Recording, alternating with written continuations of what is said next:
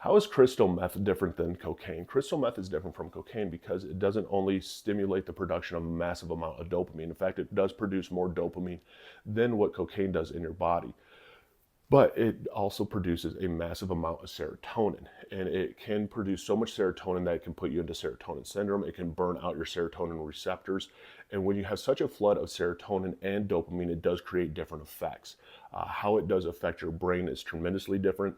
That's why it is more common when it comes to stuff like crystal meth, of having hallucinations, that paranoia, the anxiety, the anger, the mood swings are tremendously bigger because of what's happened to your serotonin.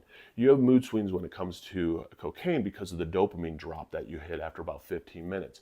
Well, when it comes to crystal meth, this is something that's pumping out in your system for 6, 7 hours sometimes. And because their serotonin is getting fried, you are unable to regulate your mood. So, what you do feel effects wise from both is different, and the production of what it's doing to your brain is different. Both are highly addictive substances in the scheme of things. They're both extremely dangerous. It is easier to OD on crystal meth essentially than it is when it comes to actually ODing on cocaine. The cocaine ODs typically will include death through a heart attack, through cardiac arrest, tearing the aortic valve. When it comes to actually methamphetamines, you have all the cardiac stuff, but you also have the serotonin syndrome that can hit where you actually go into hypothermia and cook yourself. It is not uncommon for a lot of crystal meth addicts out there to essentially cook their brain. That's the scary part about it.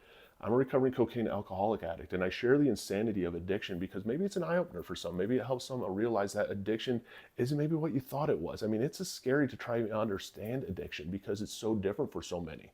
For the ones out there trying to get sober, tag down below is Sunflower Sober. The link is in the bio. Download Sunflower Sober. Start tracking your days of sobriety, but start learning how to journal. Find out what your cravings are and your urges are caused by.